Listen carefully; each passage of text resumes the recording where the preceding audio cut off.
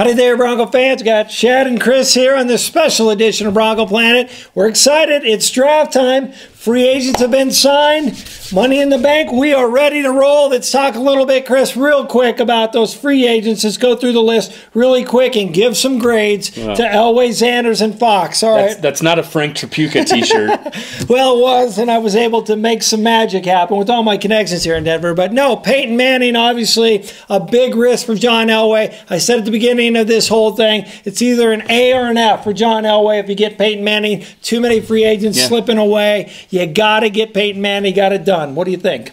Well, I think we all probably got a little nervous as time went on. You saw two real attractive situations, and one was Tennessee with the obvious ties to where he played college ball, and San Francisco. I mean, let's be honest. In. I didn't San like Francisco that. They were very sneaky. And Harbaugh just kind of gets in there, and you look at being as close as they were to the Super Bowl, and if Manning, you start to think here as a Bronco fan, oh, geez, if he's really chasing that Super Bowl, that's ready-made. But the unique thing, how many guys could sit down with Peyton Manning and talk to him at the level that John Elway could? One of the five greatest in my mind, the greatest quarterback of all time, right? Yep. Won Super Bowls late in his career, retired into an executive position, which I think is exactly what Peyton Manning is looking to do. That recruiting trip, there was one guy that could have done it, and fortunately, he's on our side. Absolutely. You can talk all you want about Harbaugh, his great success at Stanford. Yes, they may be going to get very close to being a Super Bowl last year. Talk about Tennessee and those things, and it doesn't beat John Elway and a cold beer at the Cherry Creek Country Club.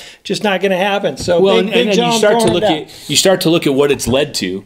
Yep. You've significantly upgraded your tight end position. You got a blocking tight end in Joel Dreesen. You bring in Jacob Tamme, who there's an obvious chemistry there with Manning. Go and look at his numbers when Manning played versus when he didn't play. Yes. Check that out. 64 receptions is something like 19. I mean, a big difference. So yeah, two tight ends right out of the gate. Yeah. Awesome job. And then how about some defensive back? Like one guy people aren't talking about, this Mike Adams with like 64 tackles, 4 interceptions. That's more interceptions than all the Broncos safeties last year combined. And then you throw Tracy Porter on there, who's burned Mr. Manning in some big games. And so all of a sudden now we've got a cornerback that's cornerback, if you didn't understand that, and then Tracy Porter that takes over, and 33-year-old Andre Goodman. Sure. Good upgrade there. And then you could get Mike Adams, who can, is going to do Porter, a great job. The great thing with Porter, it's a one-year deal. It's a 1-year, $4 million deal. If it doesn't work, we move on. It gives you a chance. It gives you a ton of flexibility in the draft, which is what I really like.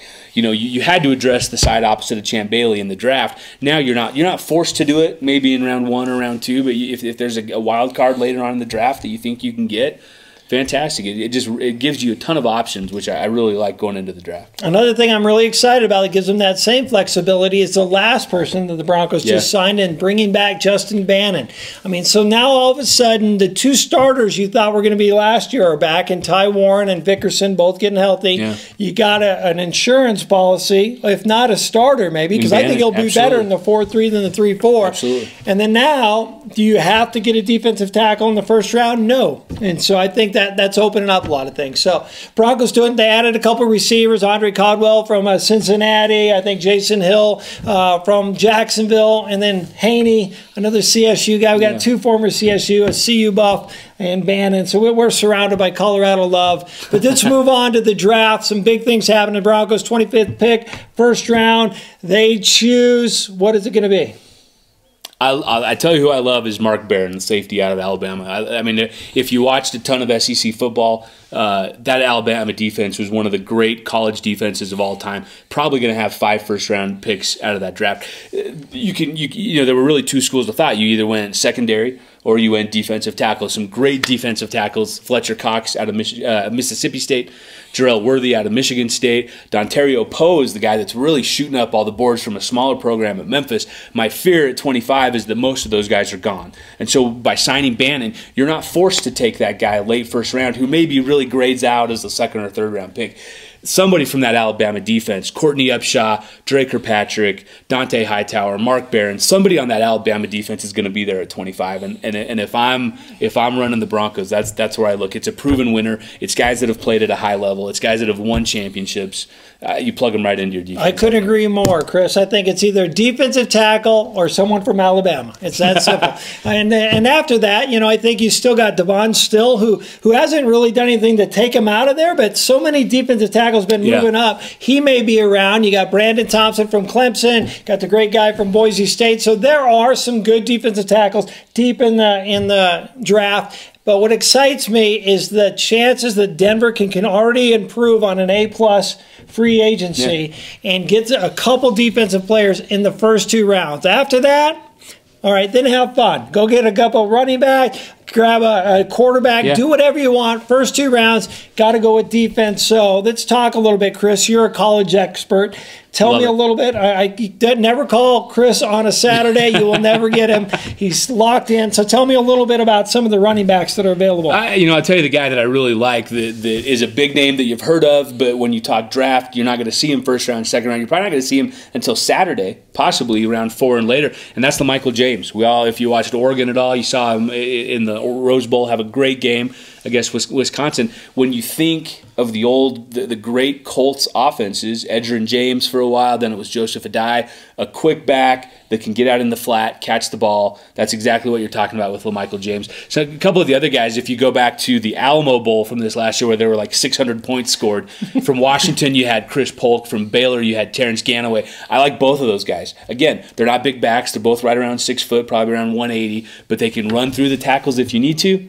But more than anything, they're going to get on the edge and catch the ball, which I think is with the direction this team's going. Now, I like all 3 of those running backs. What about this big boy out of Utah State that's just a monster? Yeah, and I think he's probably just because of the speed, and I don't know that his necessarily. Upper body? The guy's gigantic. It's scary. Trust me, I watched him run through BYU for 4 years, so I'm glad that he's finally leaving. But I'm not. I know who you're talking. I know where you're looking. I'm not sure that getting on the edge and catching the ball is what you're looking for. What you're looking for there. What does excite me, and you touched on quarterbacks briefly. I would absolutely love to see Kirk Cousins from Michigan State end up here. Again, that's probably going to be third. My fear is that somebody values him maybe a little bit higher in the 3rd round. He probably grades out in the 4th to 5th round category out of Michigan State. Started a majority of his career, has great late and overtime wins this last year. The Hail Mary win when they beat Wisconsin. Great program at Michigan State, and he's a very cerebral, a very thoughtful kid if you listen to some of the interviews with him, and a chance to come in behind Manning and Elway for 3 years or 4 years, whatever the case may be, just to me seems like an ideal fit. And if you were a young quarterback where you're not Andrew Luck, RG3, where you're not expected to play immediately, there's not a better setup for you in the league. I agree.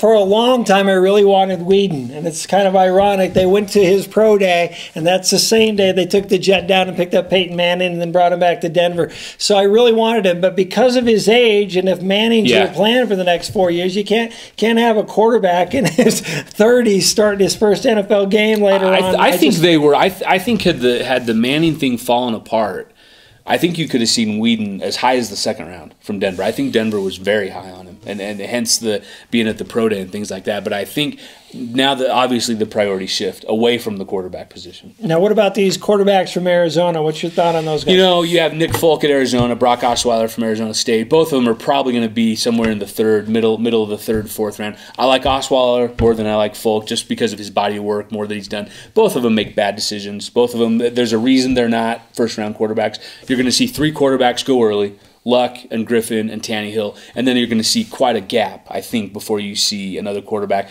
probably late 2nd round into the 3rd round before you see either of the guys from Arizona or you see a guy like we talked about out of Michigan State, Kirk Cousins. All right, and who's the San Diego State guy? San Diego State guy, I do like Ryan Lindley. That's him. Big guy, 6'5", big, strong guy. Had a really nice senior season. The knock always is going to be you're playing against Mountain West competition. How does that translate to the NFL? Well, I told you, so that college expert right there. Woo! All right, so moving on. Speaking of draft night, we are going to be first round, April 26th. We're going to be at Celebrity Lanes in Parker/Arapahoe, part of Colorado. We got 20 Denver Broncos out there supporting Lonnie Paxson and his great Active Force charity event. I mean, it's great. You can get out there. How many days in the year do you get a chance to bowl with Von Miller and Demaryius Thomas and Eric Decker? I get it. Not everybody can afford it. We don't have the big bucks like Chris here. If you can't afford to go to the charity, well, that's maybe why you got it. Maybe. If you can't afford to go to the charity event, obviously, we'll continue to support them. Bronco Planet will be there covering it for you. You can go downtown at the tavern. They're going to be down at the tavern with all the cheerleaders, free to the public, and it's draft time, and I am so excited about that first round. Second, I think they got a lot of potential to really build on what's already been great. Yeah. I cannot wait to see Peyton Manning. You're reading about in the papers about him he's working out at Dove Valley, running from machine to machine, getting bad at himself when he hits Decker with the pass that's below the belly or at the belly instead of up in the chest. That's the kind of professionalism we haven't seen. We had a circus last year. It was fun. Love you, Tim Tebow. Wish you well in New York. But, it's a whole different ball game. And if you're a Bronco fan, you cannot be – I don't understand how you cannot be excited about this coming season. There's going to be a small body of the big Tebow faithful that are going to – what happens if Manning gets hurt? And that's a risk that all 32 teams take. And you know what? If it fails, if they don't win a Super Bowl with Manning, you know what? At least they pulled the trigger. Yep. At least they pulled the trigger, and you weren't sitting here with 4 or 5 more years of 8-8 teams where you're not good enough to go far in the playoffs. You're not good enough to have a great draft pick.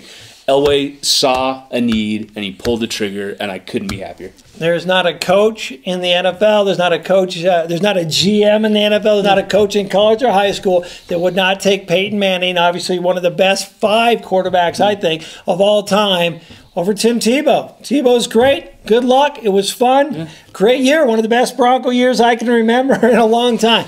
But it's not Peyton freaking Manning, so let's go after it, Bronco fans. We look forward to seeing it. You can follow us on Facebook. You can follow us right there at www.broncoplanet.com. We got a YouTube channel, and Danny's out there doing the Twitter thing all the time, so keep posted, and we will bring you more news at draft night from both the tavern and from Celebrity Lanes. Take care, Bronco fans. Can't wait to get this draft underway.